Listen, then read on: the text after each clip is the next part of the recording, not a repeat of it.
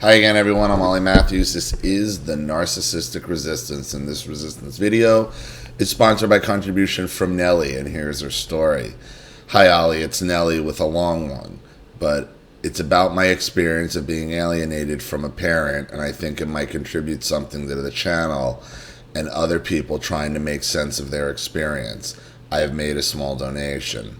When we Skyped last month, I told about reading through a couple of old email exchanges with both my parents.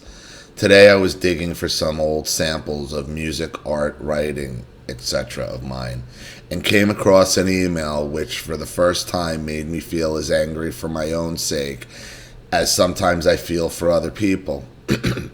I've thought in the past about writing you a letter about alienation, and I think this is a real gem of a find to finally enable me to prove to myself the truth of what was going on at the time. I will structure this by providing the context of how my parents' separation panned out, then the text of the email, and then reflect on the effect of the relationship dynamics and abusive communications had on me. So the context.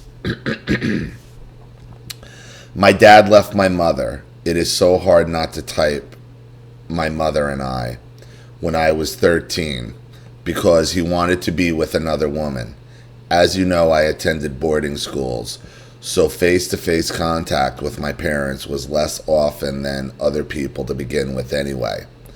Their divorce was finalized nearly 4 years later when I was 16 and sitting some important exams. During those 4 years, I had no communication with my father.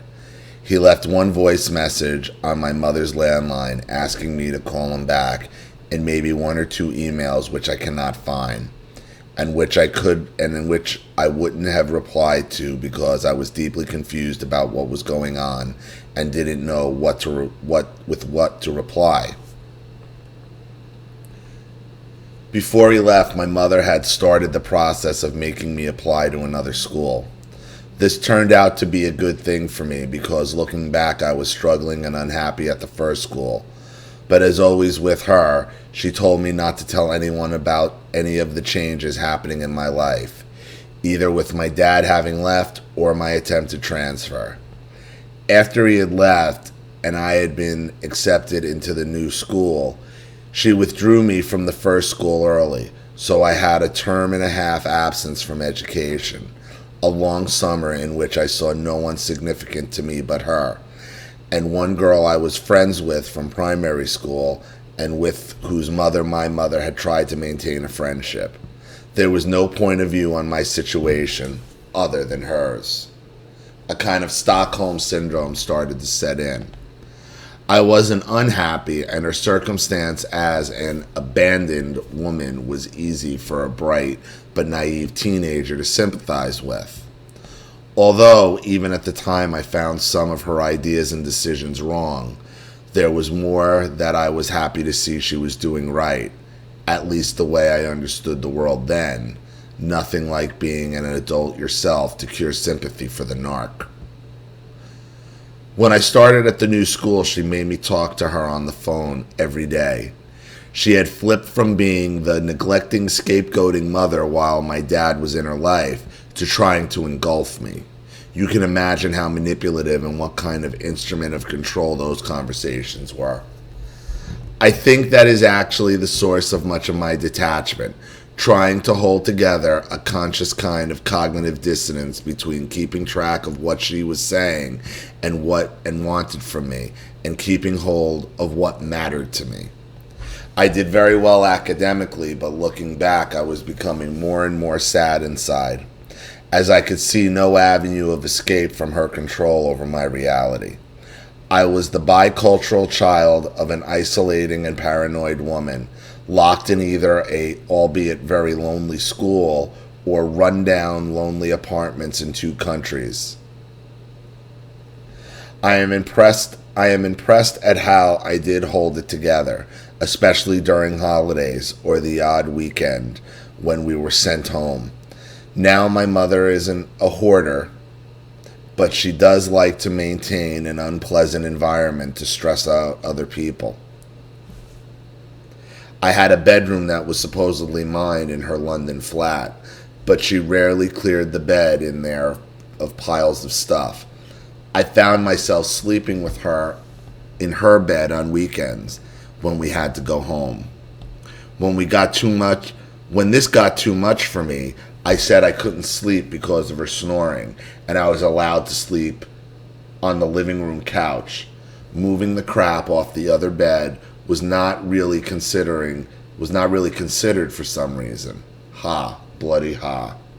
I had no space of my own, not in school, which was shared with other girls until I was in the sixth form, not at home, and there was no other place than the two. My only escape was inside my own head, or the quiet company of a few friends who didn't ask questions about my home life. As well as making me speak to her daily, she made sure I had no private email accounts. She did this through the incompatible, but for her hostage child, unfightable double position of both being clueless about IT herself, obliging me to take responsibility for her digital education and including her in my experiments, and saying that she had parental authority which allowed me no right to privacy and categorized me as incompetent to evaluate social and online situations. The other relevant factor is that when I was a child, my parents worked together.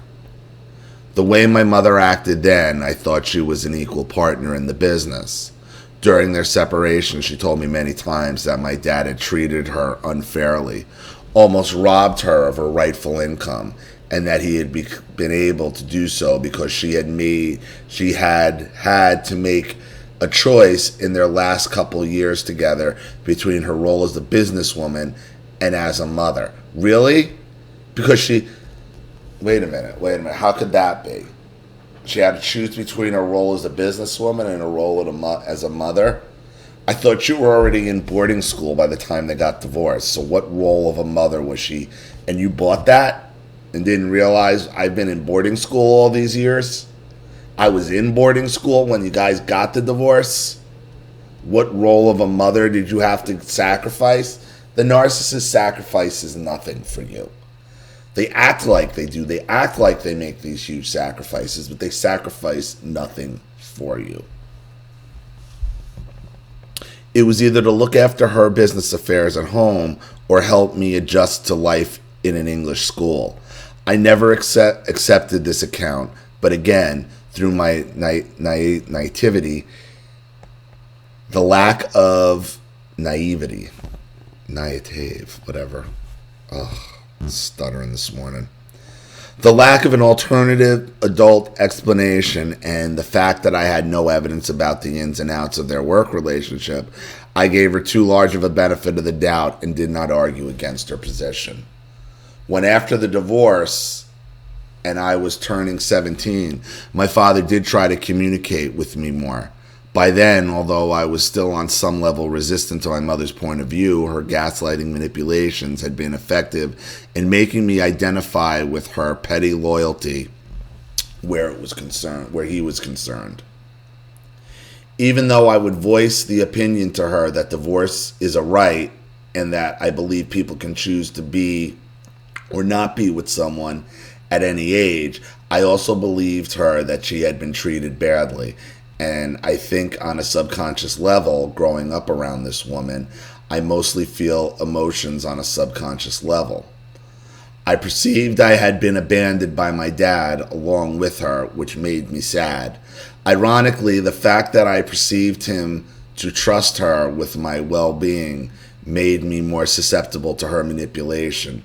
Surely if someone I trusted, my dad, left me to her, then I must be wrong to think badly of her. I will come back to this at the end because it's only in the past year I've been able to really put it into words, and I think it is the key paradox on why parental alienation works so often. There was little face-to-face communication being nearer 18 than not, And my mother being a rich woman, I don't think he fully grasped the importance of making a room available to me in a household belonging to him. I am not excusing him for this completely, but still working out what I really think. Anyway, to the email which made my blood boil. It dates from the very earliest time when I was starting to talk to my dad again. It is her advice about a comparatively very short reply I must have been getting ready to send to my dad. I probably had no input on it whatsoever. I find it brutalizing and dehumanizing for both him and me. And remember, this email is the bare bones of the multiple daily conversations I was subjected to at the time. I have some regret for letting her hijack my communication with my dad, as she was able to do through these methods. But at the time, I was so horrified by her and so desperate for some kind of peace away from her that it didn't occur to me to do anything other than the path of least resistance. I am providing the unedited email below. Please do your worst to rip into it. It starts exactly like this. No greeting, no nothing. The text in question is obviously the email she wants me to completely surrender to her control. The text. Help you are given there concerns the following: an intimate understanding of your recipient's thought process and therefore an appropriate ordering thought communication units in the text to achieve the result you want and need. An overall understanding of your legal position in the relationship you have, things you need to avoid saying, where you can make a difference as follows. Just remember, this person is trying to get away with murder, so to speak. That is, he is trying to goad you into saying that you want to see him only under such and such circumstances, etc., or not at all, etc., so that he will have an excuse on a factual basis for his neglect of you, in terms of time and material help giving. So do not issue forgiving, condoning messages, but do not come across as a troubled child, i.e. moody, disrespectful, or too clever, i.e. future trouble either. So read again and reconsider if necessary from this angle. Wow, this is how the alienator does it.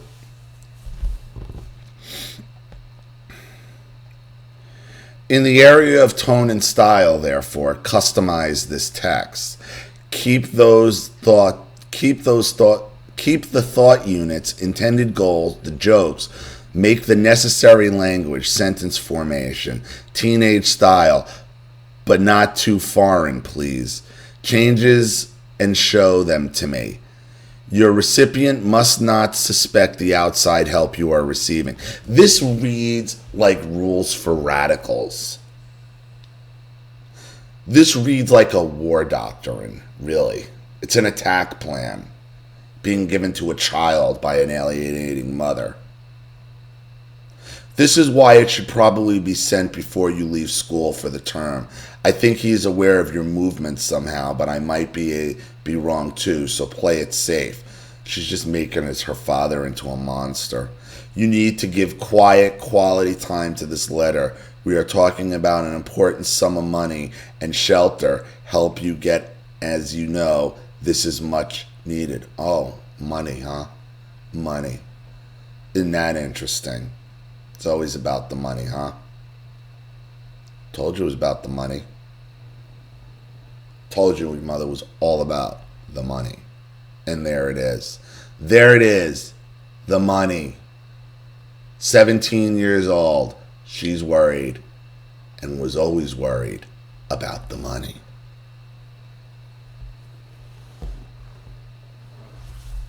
Your present goals should be, and how did that end up working out for you?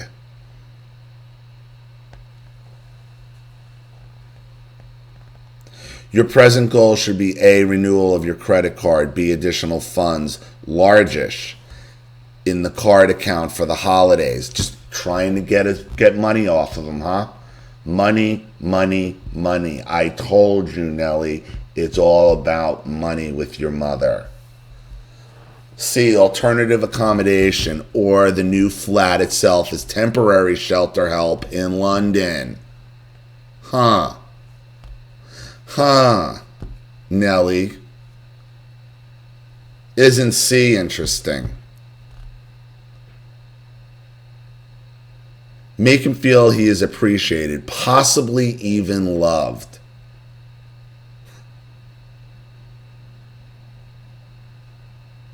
Make your father think you love him so you can get money in an apartment.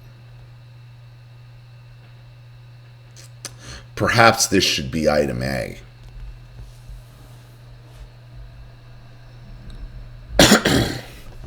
In medium term, aim to A, get liquid funds somehow. Cash would do, but preferably into one of the 3 possible accounts you have.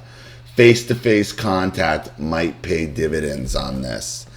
B, get him involved in university application process. Pay for additional tuition.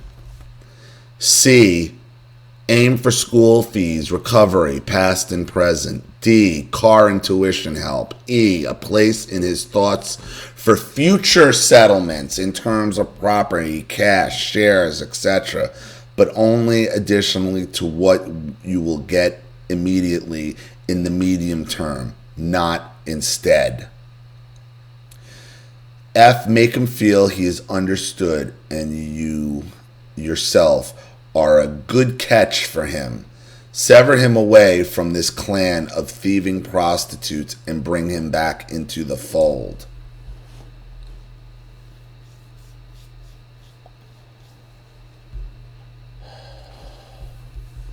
Sound like a hard job perhaps, but wait until you try getting the same from another party. So see this task in its full potential and give it your best shot at all times in every opportunity.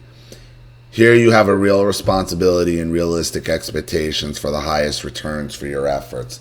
As for our friend at another school, please note the following. It looks as though there is a point, after all, in strategic holding back in this situation. Your silence already gained you a birthday message, which was ignored during the previous years of conflict, which is entirely a result of her mother's bad faith and scheming. Do not hurry. Let us see how we can play this to our advantage. Let us talk Tuesday. The other issue is real high priority. I love you.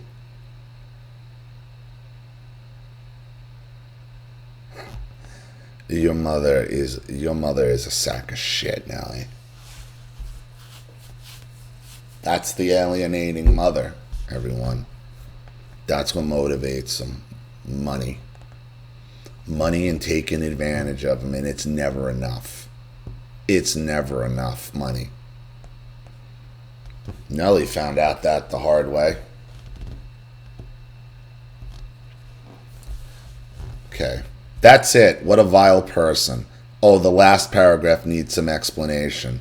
The one friend I had from primary school I mentioned earlier, she managed to fall out with the girl's mother by hitting on her business partner, which she turns around here to make it sound like she's the victim. You ratchet gypsy whoremongering psychopath. I've never disassociated, but this email is very valuable to me as proof of why I have such trouble remembering exact conversations with her. And as an adult, I am appalled and furious that someone would communicate with their innocent teenage daughter this way.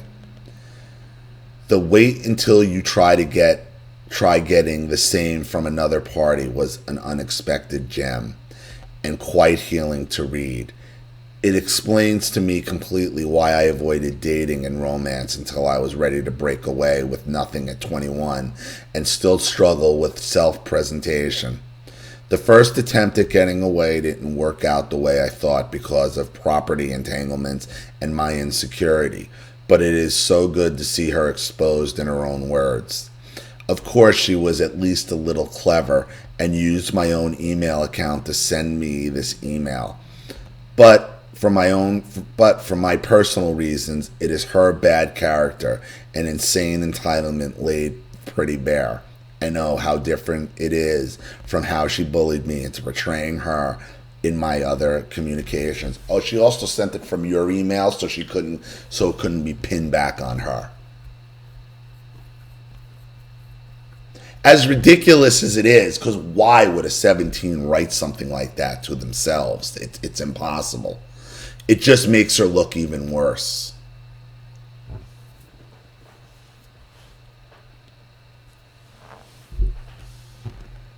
To go back to the subject of parental alienation, I don't actually have much to add right now, but I think this is a pretty good example of it in action. I don't excuse my father's part in it for not fighting to expose the truth and instead taking the comparatively easier way out, but then that's the trait he and I seem to have in common. I'd welcome your thoughts on this and hope it's helpful to other people. Best wishes, Nellie. Well, that is what parental alienation looks like. And I told you this privately, and I'm going to tell you this again about your father and about him leaving. This is the woman he left. This is how she acts. This is what she does to her own daughter. What do you think it was like to be married to her? What do you think was going on between him and her for real while you were at boarding school? What do you think? This woman just was born the day he walked out? That this evil woman, which we know she wasn't, because I've been talking to you for a long time, I know she wasn't. Look at the length she went to. And for what? Money. And you got her dead to right with that. Even though she sent it from your own email, no one's going to believe a 17-year-old wrote that to themselves. She could say it, she will say it, she will accuse you of it. No one in their right mind would believe it. Talking about flats, buying flats and money, and make them think you love them. What 17-year-old is going to say? Make them think you love them to get money. Really, I've met some pretty mature and nasty 17-year-olds, but nobody who's going to write something in that type of detail. No one. It's always about the same things with the narcissist. You know, they have their things, they have their supply. Your mother's supply is money. I've told you that over and over again. Money, assets, that's how she controls, and controlling people's lives. And once she can no longer control your life, she then wants to trash you and destroy you. That's your mother. That's who she is. The alienation was just a tool to get the money. Bottom line. And that's what you're going through to this day, isn't it? Isn't it? So, I hope that helps. Thank you so much for another contribution and story, Nellie. I really appreciate it. Thank you to everybody watching. Please leave any opinions or advice in the comment section below. And again, if you want your story read on the channel, you have a topic you'd like me to cover, a narcissist you'd like to expose, if you'd like to set up Skype, a phone call, have a private video made, or a Facebook live chat, or you'd like to sponsor a video like this for someone who needs help and can't afford it, or just make a contribution to the channel in general to keep it supporting, growing, and expanding, because this channel survives 100% on contributions from all of you. Without you guys, all of this goes away. So if you like what you see here and you want to see more videos like this, or even a political video, you know what to do with the PayPal and email links in the description box. Also, please like and share this video wherever you can. Subscribe to my channel if you haven't, and be sure to click the subscription bell to be notified of all my video uploads. I'm Ollie Matthews. This has been The Narcissistic Resistance.